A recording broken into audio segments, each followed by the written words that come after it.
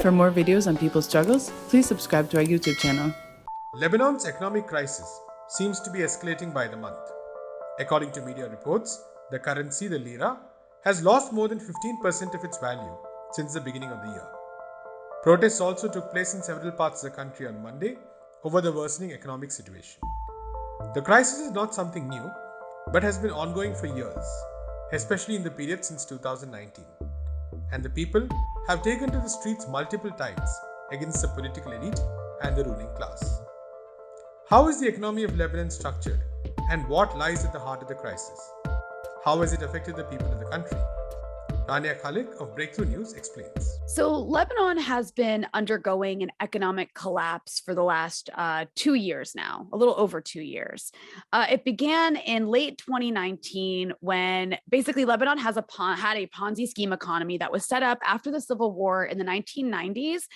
And that Ponzi scheme economy was set up by Rafik al-Hariri, the former prime minister of Lebanon, in collaboration with a man named Riyad Salemi, who used to work for Merrill Lynch, but went from Merrill Lynch in France to come be the head of the Lebanese central bank.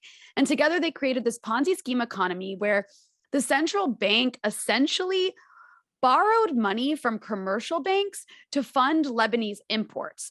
And Lebanon never developed a productive sector. So the only real sector in Lebanon that existed to, for people to have jobs and to bring in foreign currency was the banking sector.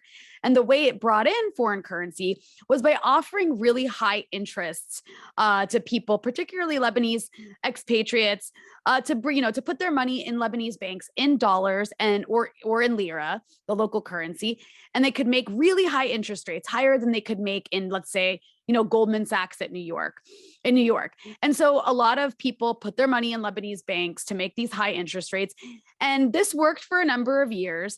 And whenever this started to fail, the international community, and when I say the international community, I mean, the Americans, the French, and the Saudis, would get together and have a conference and basically bail the Lebanese out.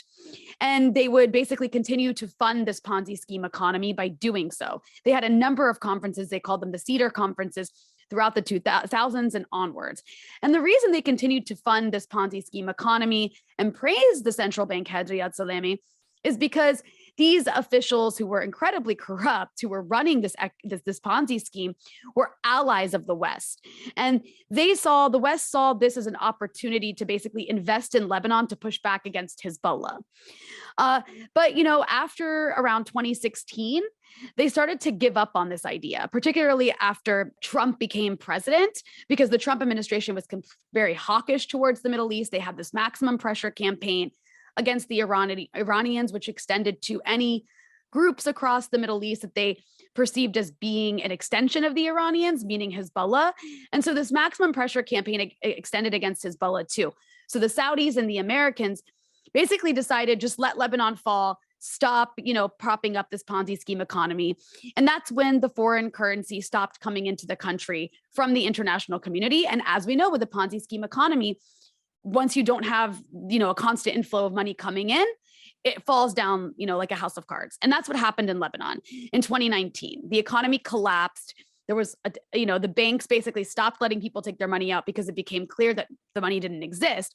And since then, the economy has been in complete free fall, with very little help to the average person, not only people who lost their money in Lebanese banks, which really has crushed the middle class in Lebanon, which doesn't really exist anymore, but even to poor people who didn't even have money in banks, people who are now being, impacted in a really devastating way by the collapse of the local currency, because this has caused an inflation crisis. So the Lebanese lira to the dollar used to be 1,500 lira equals $1. And that was pegged at the dollar rate since the 90s.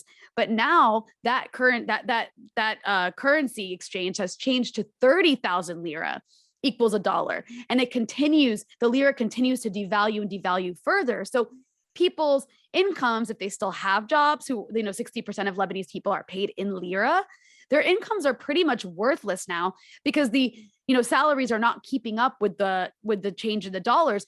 Furthermore, the government is no longer able to subsidize things like fuel, which are bought in dollars, things like everything imported to Lebanon is paid for in dollars. Medicine and fuel used to be subsidized at a very high rate by the Lebanese government. That's no longer the case. So now, gasoline is really difficult to afford, and medicines are very difficult to afford. There's also a shortage. There's also hoarding. There's also many mafias in Lebanon that control these different sectors and monopolize them and are trying to make a profit off of the end of the subsidies. And this has also led to a bigger problem of, you've heard a lot of, there's electricity blackouts in Lebanon. The reason for that is the country can no longer afford to purchase fuel to run the power stations in Lebanon. So the state is right now providing about 2 hours to 4 hours of electricity a day to people. That means the rest of the day, people who can afford it are dependent on private generators to have electricity. And there's also, a mafia that controls the private generator industry. So Lebanon is a complete disaster right now. It's in free fall. And, the people are suffering dramatically, while those who are in power, who actually caused this crisis, continue to be protected by the international community. And when I say that, I mean the West, because they are the allies of the West against Hezbollah. The past few years have also seen a major political crisis in the country, with multiple governments coming to power but failing to gain much legitimacy in the eyes of the people. How has the political elite and the ruling class sought to respond to this crisis, other than talking about assistance from the IMF? How do sections of the political spectrum not aligned to the West propose to deal with this crisis? There have been certain measures put forward, certain proposals by those in Lebanon in the ruling class who made their money outside of the country. Therefore, they're not so invested in maintaining the current situation, the current economic situation in the country. But the other portion of the ruling class in Lebanon that is invested in the current economy of the country, that owns the various, monopoly entities that control the fuel mafias, that make money off of the medicine mafias, these ruling elites, the ones that actually profited from the economic crisis, are the biggest obstacle to actually fixing anything or mitigating the worst impacts of this collapse. And these are the closest allies to the Americans. One of the biggest issues right now is trying to release IMF funds to help, keep Lebanon afloat as it tries to figure out what to do. And the only way to access those IMF funds is to have a central bank audit. But a central bank audit would implicate those responsible for the collapse, as well as those who profited off of these insanely high interest rates and moved their money out of the country before the collapse because they knew the collapse was coming. And so these people are very close allies of the West. The West has been very hesitant to go after them. Riyad Salemi, the central bank head, there's a few investigations into him in France and Switzerland, but these are unlikely to go anywhere. They're really just symbolic and for show.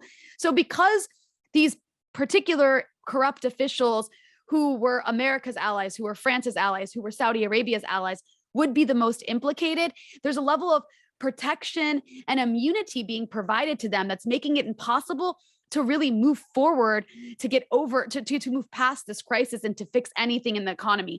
And as long as those obstacles to dealing with the central bank, to auditing the central bank, as long as those obstacles to forcing people to give money that they stole from the country back, as long as those obstacles exist, as long as Lebanon continues to have an economy that depends so much on Gulf states, which are now blockading Lebanon to punish it for being a host to Hezbollah, as long as Lebanon continues to have this system, it's going to continue to suffer from this economic collapse that, by the way, Western countries continue to blame on local corruption. And it's true, Lebanon has a terrible amount of local corruption that contributed to this crisis. However, that's not the entire story. The international community is absolutely complicit in this crisis and is playing a role in choking Lebanon to try to use this economic crisis to collapse and kind of crush Hezbollah. So as far as the parties that have power in Lebanon go, there are no real parties that are offering radical solutions because none of them are really economically radical. Like, we don't have a strong leftist movement in Lebanon that could offer the kind of solutions that Lebanon needs. However, I think the closest party, the closest that anybody comes to that is Hezbollah. Hassan Nasrallah gives speeches and talks about the need for Lebanon to become self-sufficient in food production, for Lebanon to stop depending on foreign interests, for Lebanon to turn to the East, to turn to China, to turn to Iran, because the West is not going to save Lebanon, for Lebanon to have more economic integration and cooperation with its neighbors like Syria and Iraq, in spite of the US sanctions that block Lebanon from having an economic relationship with its neighbor Syria. So these are important and good solutions. The problem is that there is such a polarization inside the Lebanese government. There are so many ruling elites that prefer to stick by the Americans, that prefer to suck up to the Saudis and try to stay friends with the Gulf states and be anti-Iran and anti-China. And as long as the West has these kinds of clients in Lebanon, you're going to constantly have obstacles to pushing these more radical solutions, because Hezbollah is a powerful group. It's a powerful political party, but it does not control the government, and it can't control the government. And if it attempted to control the government, you would probably see some sort of military intervention in Lebanon against them.